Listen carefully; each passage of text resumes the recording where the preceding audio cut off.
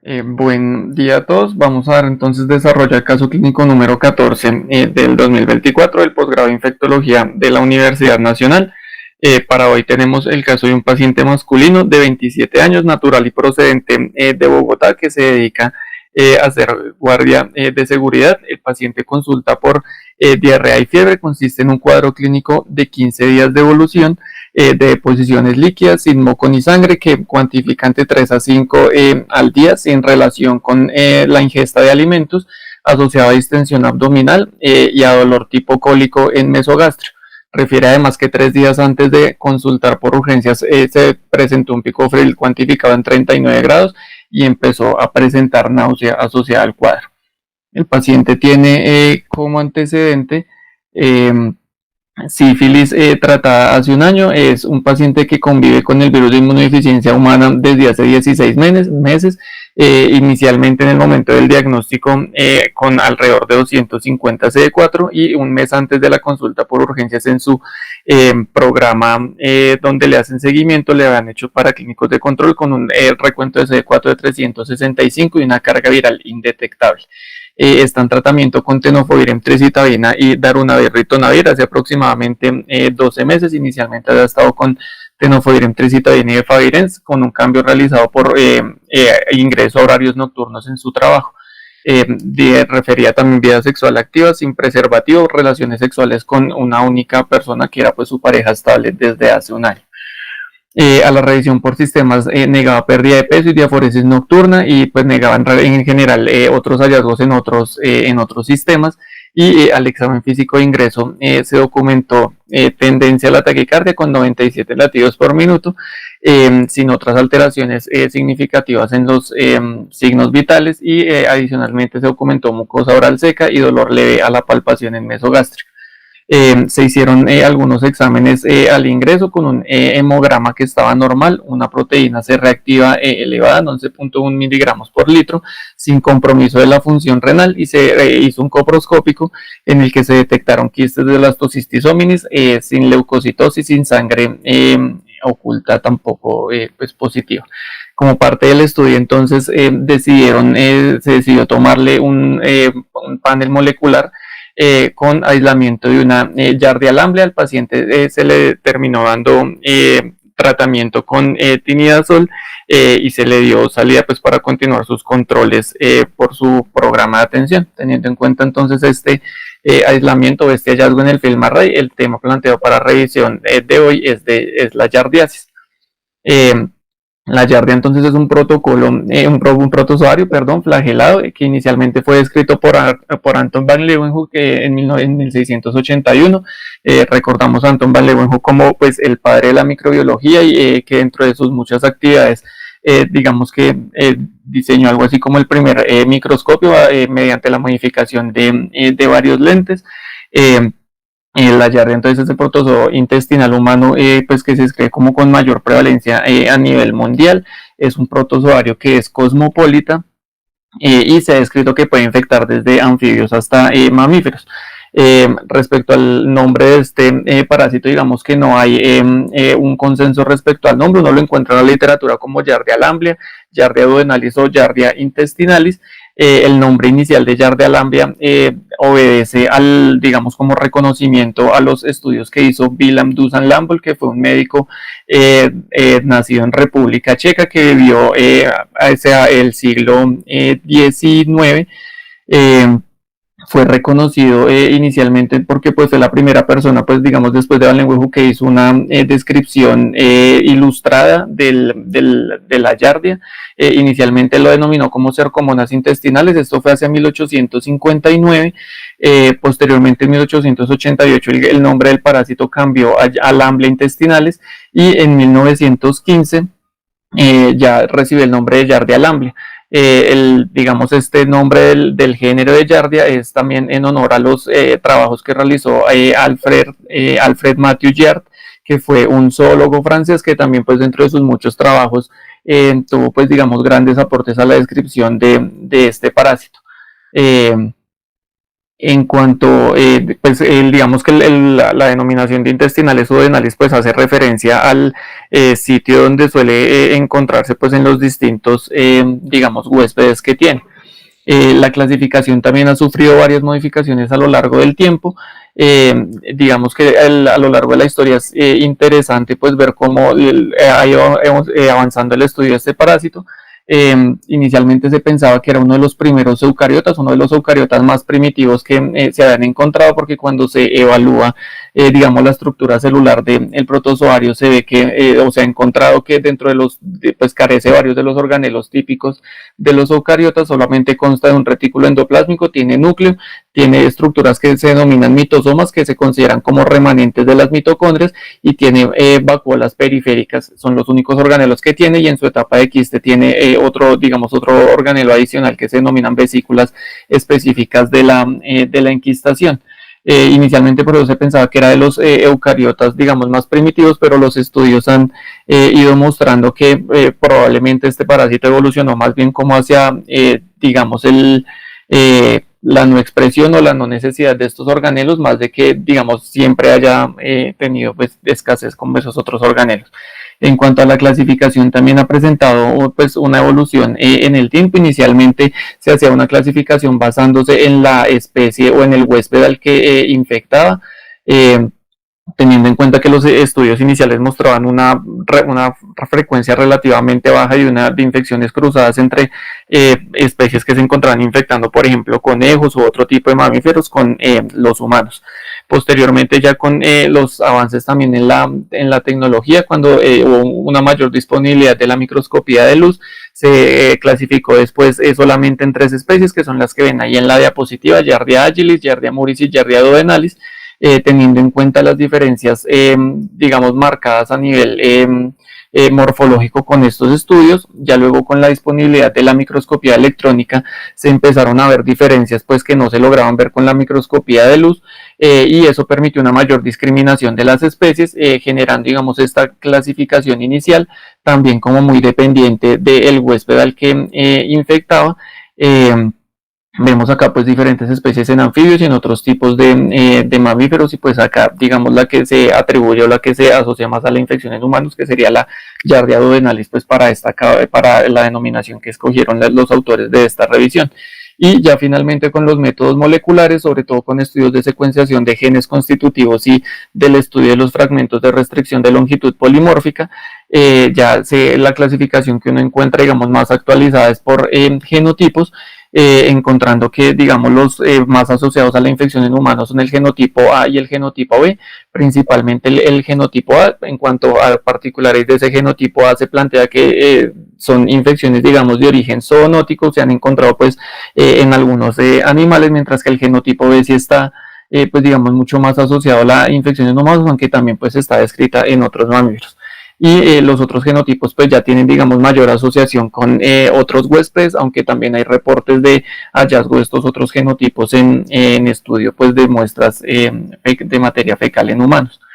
En cuanto a la epidemiología, se le describe una prevalencia del 20 al 30% en los países en desarrollo y del 30 al 7% en países desarrollados. Y se describe cierta asociación dependiendo las características, digamos, climáticas de la región en la que se está estudiando. Está descrito entonces que cuando hablamos de climas templados se consideran áreas de baja prevalencia, y está descrito también que en estas zonas, cuando hay, digamos, infección o contacto con el parásito, suele haber presentación en forma de brotes sintomáticos, sobre todo transmitidos por agua, y algunos otros reportes de transmisión por alimentos, aunque, digamos, es más difícil como demostrar esta asociación, y se considera que es menos frecuente. Cuando hacemos referencia, estamos estudiando áreas con clima tropical o subtropical, se consideran regiones endémicas, y en general los pacientes van a tener infecciones subclínicas, es decir, se puede tener el hallazgo, digamos, incidental de los quistes de la Giardia, sin que necesariamente implique que están generando el cuadro clínico. En cuanto a datos acá en Colombia, la mayoría de estudios están hechos sobre todo en población pediátrica por, digamos, la importancia que, que tienen las parasitosis intestinales en este grupo etario. Esta tabla hace parte de una encuesta nacional que hizo la Universidad de Antioquia entre el 2012 y el 2014, que hicieron un estudio en niños de todos los departamentos del país, en ciertos municipios, sobre todo cogieron, digamos, poblaciones pues, de las escuelas o de centros educativos que viven en ciertos municipios y estudiaron sobre todo por métodos, digamos, de examen directo de la materia fecal, la prevalencia de distintos parásitos intestinales y encontraron una prevalencia a nivel nacional del 15.4% para Giardia, destacando, por ejemplo, prevalencias en el Amazonas de hasta el 37.3%. Digamos, viendo los datos que tenemos acá en población en adultos, esto es un estudio observacional retrospectivo que se hizo con datos tomados a partir de las historias clínicas de los RIPS, con búsqueda, digamos, por el CIE-10, dependiendo pues la información que hubiera en el CISPRO. Aquí en esta primera tabla pues les muestro, digamos, lo que los autores encontraron en todos los departamentos a nivel nacional. Encontraron en total 15.851 casos. Para el caso de Bogotá encontraron una prevalencia del 17.7%, con una tasa por 100.000 habitantes de 37.18, y encontraron que dentro de los departamentos con mayor, digamos, incidencia o prevalencia sin mayor frecuencia de esta infección están Risaralda, Guainía, Guaviare, Magdalena y el Huila. Cuando ellos entonces hacen la discriminación por grupo etario, vemos que, digamos, como es bien conocido, pues es una parasitosis que afecta mucho más a los niños. Vemos acá como la tasa en los menores de 10 años es de 106 a 110 casos por 100.000 habitantes, pero vemos que pues igual tiene una frecuencia importante en adultos, que va disminuyendo a medida que va, digamos, avanzando la edad del paciente. Vemos acá también en este mapa como las regiones más afectadas en todo el país, pues que encontraron en este estudio, que acá básicamente es para destacar, cómo, digamos, tiene una frecuencia o unos cambios epidemiológicos pues que van cambiando en el tiempo. Digamos que ningún departamento en general permanece como siendo el más afectado a lo largo de todo el seguimiento, y si lo comparamos, por ejemplo, con la encuesta nacional que veíamos de las parasitosis en niños, vemos como el Amazonas pues no es la zona más afectada que ellos encontraron respecto a otros departamentos o a otras regiones del país. Este es otro estudio sobre la epidemiología acá en Colombia. Es una revisión sistemática que tuvo en cuenta solamente artículos originales centrados en la identificación de Giardia acá en Colombia. Buscó artículos publicados entre el 2010 y el 2018.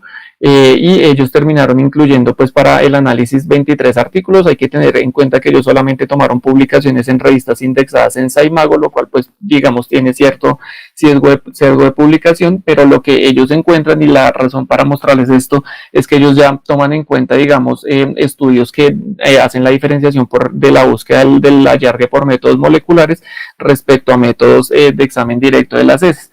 Acá entonces en estos de métodos moleculares encontraron pues prevalencias de entre el 4.2% al 87%, y si lo comparamos con los estudios que lo evaluaron solamente por examen directo de la materia fecal, encontraron frecuencias del 0.9 al 48.1%, también destacando tal vez las limitaciones que pues vamos a ver también más adelante del examen microscópico directo para el diagnóstico.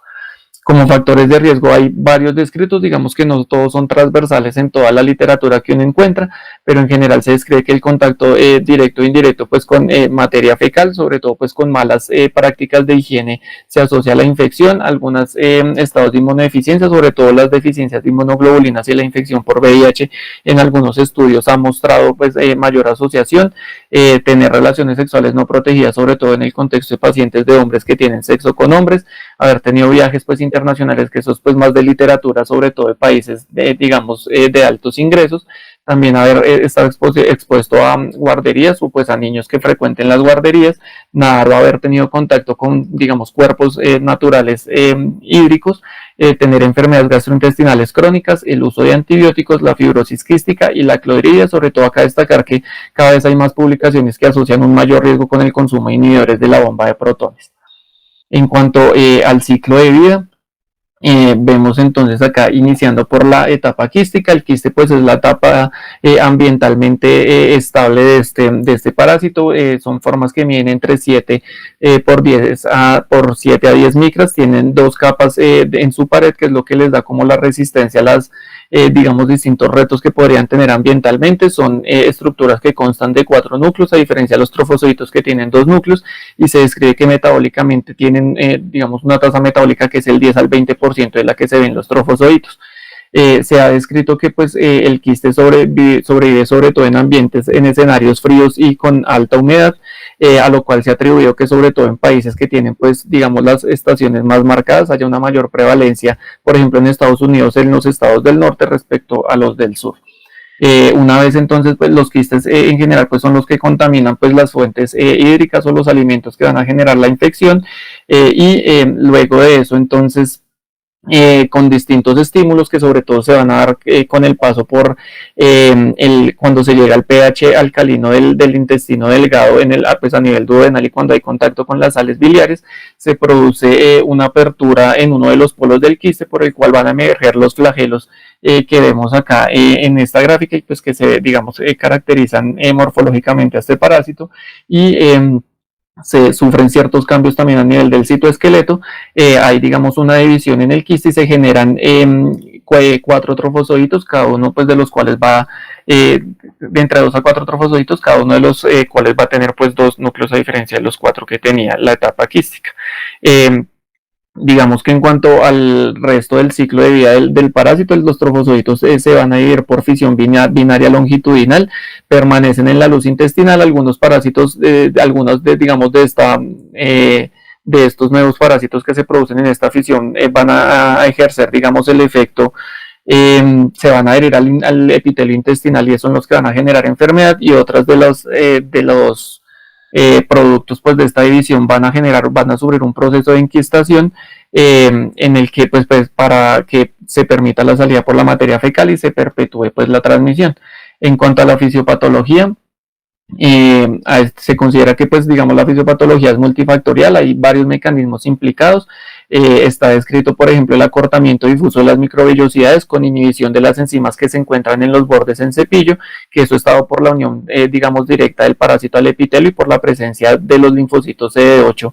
También hay en el epitelio intestinal hay producción de citoquinas que por las células del epitelio intestinal, que eso va a traer otras digamos células del sistema inmune como mastocitos y células dendríticas, que mediante la liberación de ciertas citoquinas van a favorecer algunos de los síntomas y la perpetuación digamos del daño inflamatorio ahí a nivel local. Muy importante que hay disrupción de las uniones estrechas en el epitelio, y eso se asocia a traslocación bacteriana y algunas consecuencias a futuro que puede tener la infección. También la infección genera inducción de apoptosis. También está descrito el agotamiento de arginina por una enzima, por la arginina diminasa que tiene la yarde, y eso va a terminar generando digamos más adelante como consecuencia una menor cantidad de óxido nítrico, disminución en el estímulo de la proliferación del epitelio intestinal, y también cambios en la producción de citoquinas en general, que pues digamos intenta alejarse del perfil TH1, que es el que se asocia a una mejor depuración de la infección.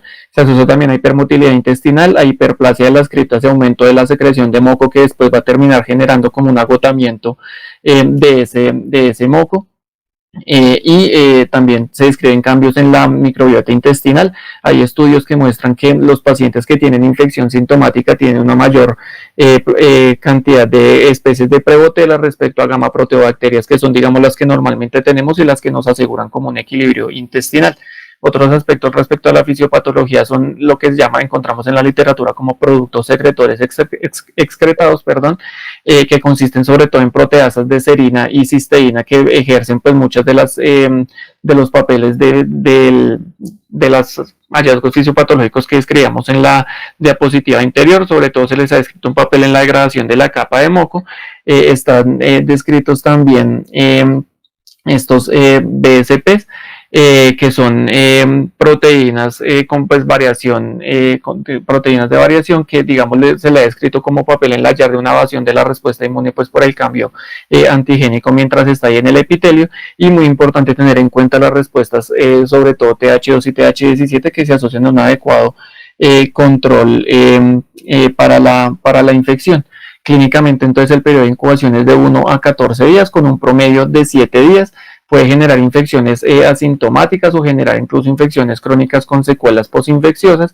El cuadro típico descrito es el de deposiciones líquidas o blandas asociadas pues a presencia de grasa en la deposición y también asociadas a flatulencia, que a medida que va progresando el cuadro se asocia también a pérdida de peso. Aquí en este cuadro vemos un resumen de varios estudios en el que, digamos, nos muestran los hallazgos más frecuentes de la infección. Vemos entonces pues que la diarrea está presente en la grandísima mayoría de los pacientes. También se describe pues malestar general o pues astenia de dinamia. Digamos que de posiciones también pues con un mal olor es lo otro que se describe, y tener en cuenta que los síntomas sistémicos pues son poco frecuentes. Acá nos describen pues una frecuencia de la fiebre de solamente el 17% de los casos, pero pues tener en cuenta que sí se puede presentar fiebre en estos pacientes. Como complicaciones posinfecciosas está descrito el síndrome de intestino irritable posinfeccioso, que está descrito también en otras infecciones gastrointestinales, pero de forma interesante hay estudios sobre todo hechos en los países nórdicos, entre los que describen que hasta el 46% de los pacientes pueden tener esta complicación, esta secuela posinfecciosa hasta 6 años pues, después de la infección. Algo similar se ve para el síndrome de fatiga crónica, que está descrito también a los 6 años hasta en un 39% de los pacientes, y hay también algunos reportes de asociación con dolor articular posinfeccioso. Hay algunos estudios en Estados Unidos que incluso describen un OR de 1.5 para dolor articular posinfeccioso luego de la yardiasis. En cuanto al diagnóstico, se puede hacer por examen microscópico de la materia fecal, que se considera como el gol estándar.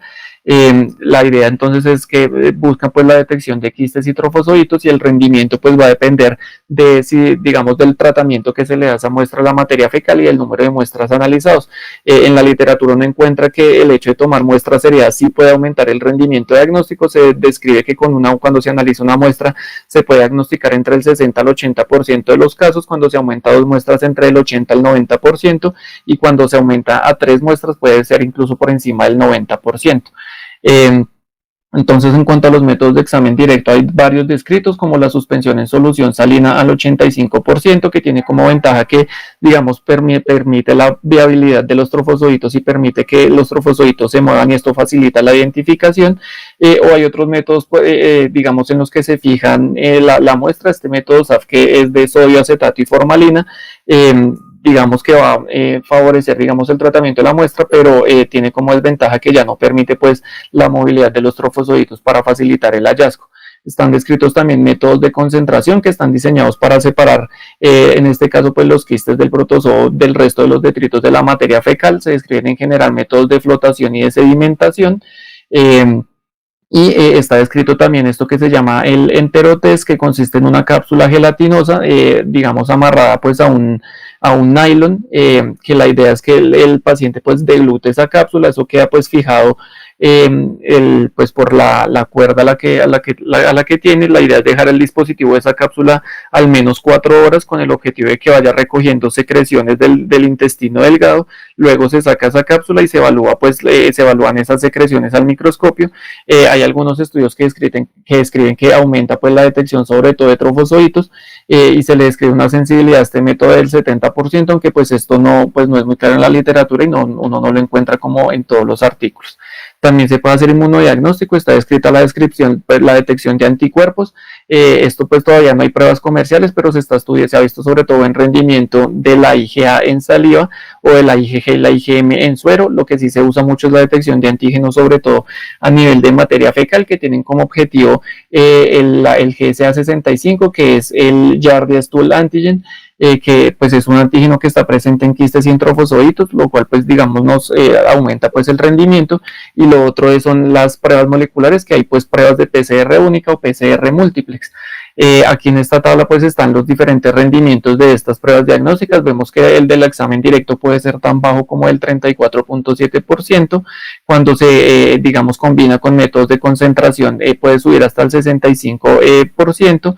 Acá pues la densidad de ese enterotest, que está del 44 al 73% por antígenos, que está entre el 44 y el 100%, y las pruebas moleculares, que puede estar entre el 58 y el 92%. Para el caso del FilmArray, como fue el que vimos en el paciente, este es el estudio de validación que se hizo inicialmente cuando se aprobó el FilmArray por la FDA, y en este estudio se encontró una sensibilidad descrita por los autores del 100%, con una especificidad también cercana al 100%, pero pues esto puede variar un poco dependiendo del estudio en el que uno lo revise, pero en general al FilmArray se le atribuyen sensibilidades por encima del 90%. En cuanto al tratamiento, hay varias líneas de tratamiento que están descritas. Lo principal que uno encuentra son los nitroimidazoles. Tener acá en cuenta en nuestro medio pues el metronidazol y el tinidazol. Está también descrito el albendazol y la nitazoxanida como los principales que podemos encontrar en nuestro medio. Hay una revisión sistemática publicada en el 2018 que evalúa pues todas estas herramientas terapéuticas. Acá en esta tabla nos describen pues la eficacia de todos esos tratamientos. Acá tener en cuenta entonces que se le describe una eficacia al albendazol del 79%, al metronidazol del 88%, a la nitazoxanida 71% y al tinidazol del 85%. Digamos que inicialmente con esta tabla uno concluiría que el metronidazol tal vez puede ser la mejor opción, pero cuando los autores desarrollaron o pues hicieron el resto de la revisión sistemática, compararon todas las opciones terapéuticas y en esta gráfica entonces ellos pues comparan todas esas opciones y encontramos que ellos terminan recomendando el tinidazol como mejor herramienta terapéutica por encima del metronidazol, dándole digamos una eficacia al tratamiento de 1.23, digamos con valores estadísticamente significativos cuando se compara con el metronidazol. Y acá digamos que les subrayé pues la comparación con las otras herramientas que tenemos más disponibles en nuestro medio, que muestran que el tinidazol pues es superior a todas esas otras opciones. Aquí en esta gráfica ellos también lo que hacen es comparar o tener en cuenta también el perfil de seguridad de los medicamentos, y nuevamente vemos que el tinidazol pues está pues recomendado por encima del metronidazol, del albendazol y de la nitazoxanida. Entonces pues digamos que basándonos en este estudio, en esta revisión sistemática, pues se concluiría que el tinidazol es la mejor opción terapéutica para el tratamiento de estos pacientes. Está descrita también la aparición de falla terapéutica y de resistencia. No hay como genes identificados, pero sí se ha visto un aumento en las tasas de falla terapéutica, que en algunos países la describen hasta el 50%. Ya como mensajes para llevar a la casa, tener en cuenta que Giardia intestinalis o Lamblia duodenalis es un protozoario cosmopolita que puede infectar tanto huéspedes inmunocompetentes como inmunocomprometidos. El cuadro clínico característico es de diarrea subaguda o crónica que puede asociarse a pérdida de peso y que puede generar secuelas posinfecciosas como síndrome de fatiga crónica y síndrome de intestino irritable posinfeccioso. La primera línea de tratamiento es el tinidazol, y como otras líneas terapéuticas podemos tener otros nitroimidazoles, el albendazol o la nitazoxanida. Muchas gracias.